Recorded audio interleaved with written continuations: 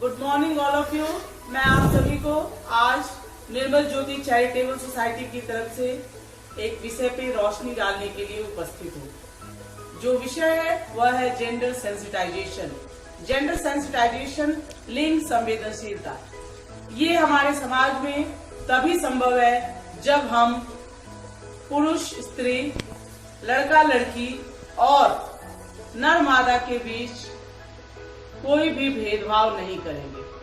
और यह तभी होगा जब हम अपने अपने माहौल, वातावरण और समाज के अंदर इस कुरीति को हटाने का प्रयास करेंगे।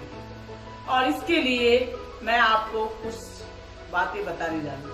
इसमें 2-3 चीजें बहुत जरूरी है। एक तो लिंग की रूढ़िवादिता, लिंग के बीच असमानताएं, लिंग के जैविक संरचनाओं के प्रति जागरूकता और विद्यालय परिसर में भेदभाव खत्म करना। इन सब चीजों का जो ज्यादातर उपयोग और प्रयास वही होता है, सबसे पहले घर से शुरू होता है। ये जब लड़का या बच्चा या बच्ची पैदा होती है तभी से घर के माहौल में माता पिता हमेशा यह कहते हैं कि ये लड़की है, वो लड़का है, यह कर सकती है या यह नहीं कर सकता, ये इसको घर के अंदर रहना है, उसको बाहर रहना है। यह जो असमानताएं हैं उससे हमको निजात पाना है। और यह तभी संभव है जब प्रत्येक समुदाय के प्रत्येक जन हम अपनी जवाबदारी और जिम्मेवारी को निभाएंगे और हम यह देखेंगे कि हम में कोई भी अंतर्द्वंद या द्वेष भावना एक दूसरे के प्रति न हो। एक चीज और भी बहुत जरूरी है इस पर बताना कि इसके लिए सबसे पहला जो गुरु है वह है माता पिता, क्योंकि घर के अंदर से ये दुर्भावनाएं बच्चों के और औरतों के या स्त्रियों के मन में पनपती है। जब हम एक तरह का, परमेश्वर ने जो हमें बनाया तो एक जैसा बनाया, सिर्फ किसी के अंदर जैविक भेदभाव डाला है, संरचना जो कि वो सब को बराबर करी है, बस एक को मेल एक को फीमेल है। लेकिन जो आज का समुदाय है वह असमानताएं अधिकारों में, समाज की कुरीतियों में ये जड़ तक पहुंच चुका है। और इसको खत्म करने के लिए हमारी सोसाइटी निर्मल ज्योति हमेशा अवेयरनेस कैंपेन चलाती रहती है।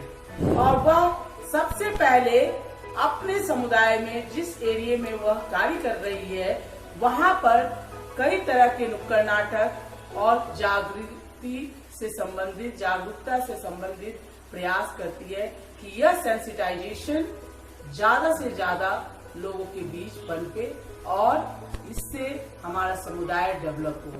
एक चीज और है, इसका क्यों इतना ये कुरीति है, लिंग की जो असमानताएं हैं, जो लड़का लड़की का भेद है, ये समाज की कुरीति है।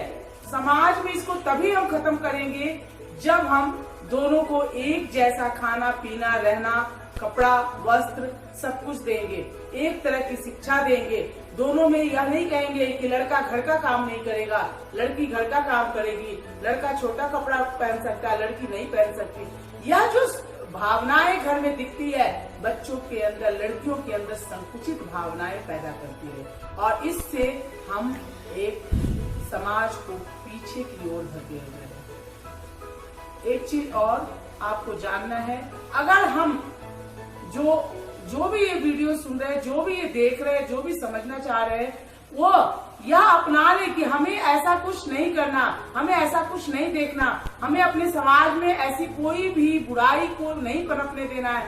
तो सबसे पहला प्रयास यह करना है कि हम स्वयं बदलें, हम अपने आप को बदलें, हम अपने आप में यह सक्षमता लाए कि हम अपने पति से, हम अपने माँ बाप से, हम अपने भाई से बराबर हैं। अगर वह बाहर जाकर काम कर सकता है तो हम भी कर सकते हैं। और समाज को भी यह तय करना है, विभाग को भी यह तय करना है कि जो उचित मजदूरी है, जो मजदूरी पुरुष को मिलती है, वही मजदूरी, समान मजदूरी महिलाओं को भी उस कार्य की देनी चाहिए। जो समानता, जो सम्मान उस पुरुष को दिया जा रहा है उस काम के लिए, वही सम्मान स्त्री को भी मिलना चाहिए। और सबसे इम्पोर्टेंट चीज मैं आपको बताती हूँ कि अगर हम महिला और पुरुष का भेद मिटा देंगे अपने समाज से, तो हमारा समाज सेंसिटाइज हो जाएगा, हमारा समाज डेवलप होगा।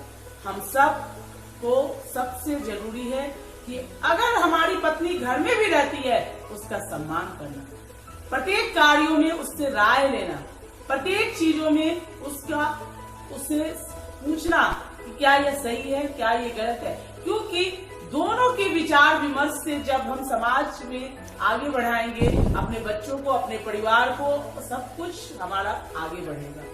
और इसमें एक चीज और है, इन सारी जो पुरानी रूढ़िवादिताएं, नीतियां हैं, इस कुरीतियों को खत्म करने के लिए आप और हम दोनों मिलकर लगातार प्रयास करना है। और इसके लिए मैं आपको एक छोटा सा उदाहरण देना चाहती हूँ कहानी के जरिए। एक बच्चा और बच्ची दोनों एक बराबर उम्र के हैं, एक 20 साल का और एक 18 साल की। जब 18 साल की लड़की अपने पिता से पूछती है, पापा मैं क्या कुछ देर के लिए अपने दोस्त के पास जाऊं, और पापा जब मना करता है और लड़का बिना पूछे कहता है मैं जा रहा हूं, तो वहां पर उस लड़की के मन में यह भावना होती है कि भैया को तो पूरी आजादी और मुझे तो आजादी नहीं। ये जो भावनाएं हैं, इसे खत्म करना है। अगर लड़की पापा से पूछती है और फिर भी उसको इजाजत नहीं है, तो लड़की को भी होती है कि रात को बाहर नहीं जाना है, क्योंकि जब हम लड़कों को आजादी दे देते हैं, लड़कों पर कोई रोक टोक नहीं लगाएंगे, तो हमारा जो समाज में बाहर जब वो निकलता है, वो दूसरी लड़कियों के साथ जो व्यवहार होता है, जो सेक्सुअल हरासमेंट है, जो रेप है, ये इसी सोच से पनपता है कि हमारे घर में ही हमारे बहन को जब इतना दबाया जा रहा है, तो बाहर क्या आजादी होगी। और जिस घर में दोनों को बराबर का दर्जा दिया जाता है, वो बच्चे भी एक समान बढ़ते हैं, उनकी सोच भी एक समान बढ़ती है, और वो समाज के बेहतर से बेहतर भविष्य के लिए तैयार होते हैं।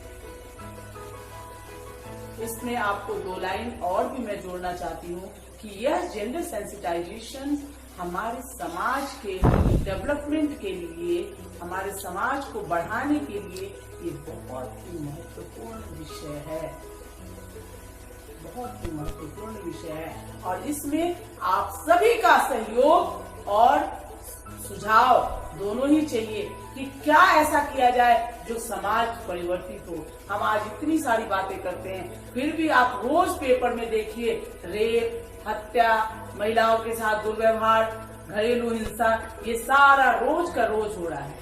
इसलिए आप ये जानिए कि ये जो आपको जानकारी दी जा रही है, ये निर्मल ज्योति चैरिटेबल सोसाइटी की तरफ से दी जा रही है, और इसमें इन लोगों का बहुत ज्यादा प्रयास है कि इस विषय पर समाज जो है वो सोचे, इस विषय के ऊपर समाज गंभीरता से कुछ निर्णय ले, इस विषय को समझे और इसको अपने घरों में अपनाए। बच्चों के अंदर, पति पत्नी के बीच, माँ बाप के बीच कोई द्वेष भावना, अंतर्द्वंद ना हो। और इसके साथ ही मैं अपने शब्दों को विराम देती हूँ और अंत में जाते जाते 2 शब्द यह कहना चाहती हूँ, अगर बेटी हो दिल में तो क्यों नहीं बिल में, अगर बेटी हो दिल में तो क्यों नहीं बिल में। धन्यवाद।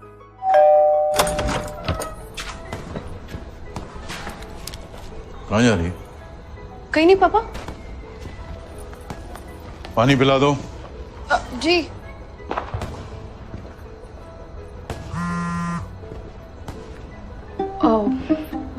वो पापा, वो ना कुछ फ्रेंड्स बुला रहे थे इस समय, तो मैं जाऊं? तो पापा संजय का ताज पार्टी है, वहीं जा रहा हूँ, रात को वहीं रुकूंगा, ठीक है? मेरे जूते देगा किसी ने?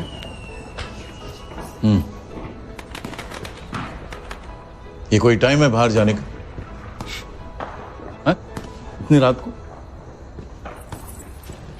पता ही नहीं बाहर जाके रात को क्या करते हैं। क्या हुआ?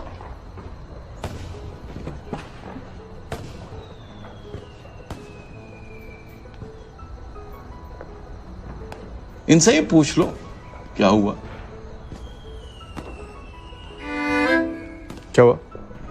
घर का जवान बेटा कहीं बाहर जाके किसी लड़की को छेड़ दिया तो, कहीं कुछ कराया तो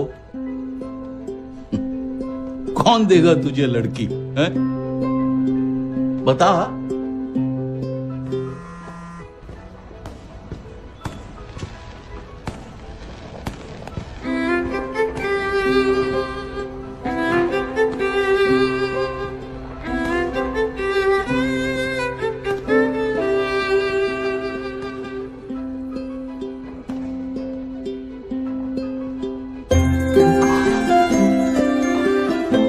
जाते जाते इसको छोड़ देना।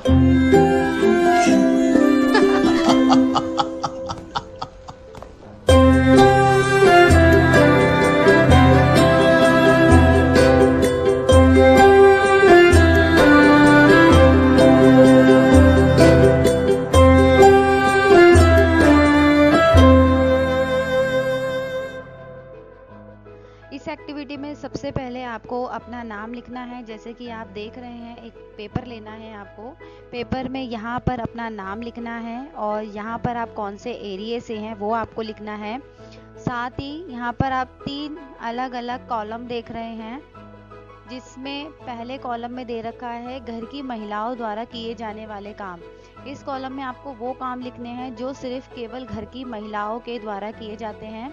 वहीं आप इस कॉलम में देखेंगे कि घर के आदमियों द्वारा किए जाने वाले काम। ठीक है, तो आपको दोनों कॉलम में लिखना है कि घर की महिलाओं द्वारा कौन से काम होते हैं और घर की पुरुषों द्वारा कौन से काम किए जाते हैं। बीच वाले कॉलम में आपको डालना है ऐसे काम जो कि आपके घर में घर की महिलाएं भी करती हैं और घर के पुरुष भी उस काम को करते हैं। तो इस तरीके से इस एक्टिविटी को आपको करना है और करके अपनी अपनी मैडमों को जल्द से जल्द सबमिट कराना है। और एक बात आप ध्यान रखिए, आपके पॉइंट्स चाहे कितने भी हों लेकिन वो जेन्युइन होने चाहिए, यानी कि सच होना चाहिए। कुछ भी नहीं लिखना है, जो आपको फील होता है या जो आपको लगता है कि आपके घर में जो काम औरतें करती हैं, जो काम आदमी करते हैं या फिर जो काम दोनों करते हैं, वो काम आपको भेजना है अपनी मैडम को इसको करके।